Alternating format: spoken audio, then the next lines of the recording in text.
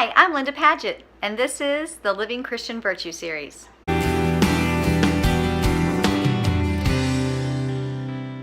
The virtue for today is patience. The opposite of patience is restlessness. Patience. We've all seen those memes that say, don't pray for patience. Nobody wants patience. Nobody wants to ask for patience because they know that it's going to come with a bunch of trials, a bunch of issues, some struggles. Because how do we grow in patience? We have to suffer through things to learn how to grow in patience. So nobody wants it. Nobody wants to ask for it. But at the root of patience is trust. Faith in God is at the root of patience.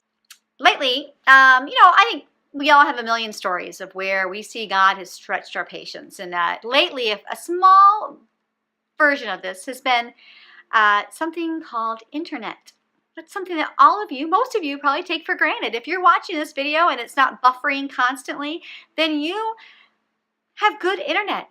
And you probably have taken for granted that there are lots of people out there, like me, who doesn't have good internet. I live out in the middle of nowhere in central New York. The only option we have for internet is satellite internet. And it's, first of all, not great, and it's very expensive. But recently, we had gotten the word on the street that cable was coming to our area. And with cable, of course, is high-speed internet. And so the news has spread throughout all this whole area, and we are so excited. And then we saw the trucks out there hanging the lines. Woohoo! We were getting real excited. It's coming, it's coming. We'd ask them, so what do you think? We're asking the guys who are out there doing all the work, when do you think this is going to be here? And they kept saying, oh, by the holidays, by the holidays, by the holidays. It didn't happen. We were so excited, and it didn't happen. At some point, right before Christmas, I had a real serious conversation with God. I said, okay, God, here we go. There's this thing called Christmas miracles. I am asking you to give me the Christmas miracle of internet. Now, remember, God, I know that Christmas is not a one-day thing, so you're going to have several days and weeks after Christmas that you have some buffer time there that you could pull this off, but I have complete confidence in you that you can pull this off. You can get us good internet in Christmas. Because, God, we're doing this ministry for you and we're working for you, and we just need good, reliable internet. Like I said, it didn't happen. And it had been very tempting for me to become frustrated, to feel despair. But what it was in the end was I know that the Lord was just asking me to remain patient. Be patient. He knows that I can still do quite a bit of the work that I do without good internet. I just have to sit there and watch the little wheel of death or the little load bar gradually load. Whew, bad internet is a huge exercise in patience. But like I said, at the root of it, I have to believe that God knows what He's doing. He'll give us internet when we need internet. He'll take care of the needs that we have, even as simple as internet or as big as taking care of the welfare of my family, being with my health, being with my marriage, dealing with my job, all those big things. He can handle it all. He handles big stuff and small stuff. So I have to be patient and trust that He has my best intent at heart. So how do I grow in patience? How do you grow in patience? Surrender. Surrender the right that you are holding on to that says you deserve whatever this is that you want. Whether it's peace and quiet, whether it's good internet, whether it's better health, whether it's a better job, whether it's children who are happy, whatever it is. Give up the right that says that you need it. It may not be in the will of God for your life. So you got to let it go. So give up the right first.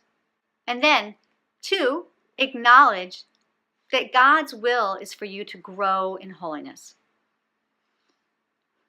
Giving up the right is an act of the will. Knowing that God wants the best for you is a relationship of the heart. You have to have that relationship with God to know that. Acknowledge that for some reason God doesn't want us to have good internet right now. We'll get it in time. and I will forget what it's like to not have good internet. Boy, I can't wait for that day. But I have to acknowledge that for some reason, God is at work in me. He wants to grow patience in me. He wants me to grow in trust and faith in Him.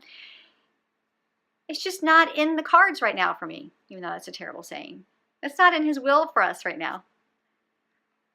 So surrendering my right and acknowledging that God has a plan and that His plan is best for me. I'm going to grow in some area because I'm growing in patience. The third point of growing in patience is to just not dwell on it. When we are thinking about something constantly, when we're always planning for it, whether it's you want to move somewhere or you want to go on a vacation or you want to do something different in your house, what do? You're always online. You're doing Pinterest, redesigning your house or planning where you want to move or figuring out what vacation you want to do. You're always thinking about it and always dwelling on it. And because you're allowing your mind to constantly go there, you remain in a state of impatience. You can't let it go. You can't stop wanting it. You can't let the right to something die. You can't see God's divine providence in something if you're constantly dwelling on it, if you're constantly wanting it. So let it go. Stop playing the mind games, the dwelling on something. Let it go. And when you let it go, that's the act of trust that God has it in control. You're letting it die in your will. You're moving on, and you're going to trust that He's going to do it. So there you go. Patience. Everybody is scared of this virtue for good reason, because it hurts.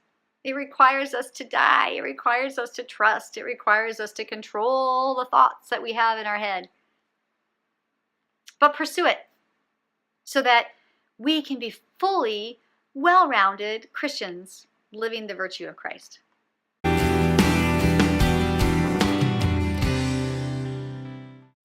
Thanks for watching. To see more videos like this or to sign up to receive the follow-up Bible study, please go to my website, linda360.com.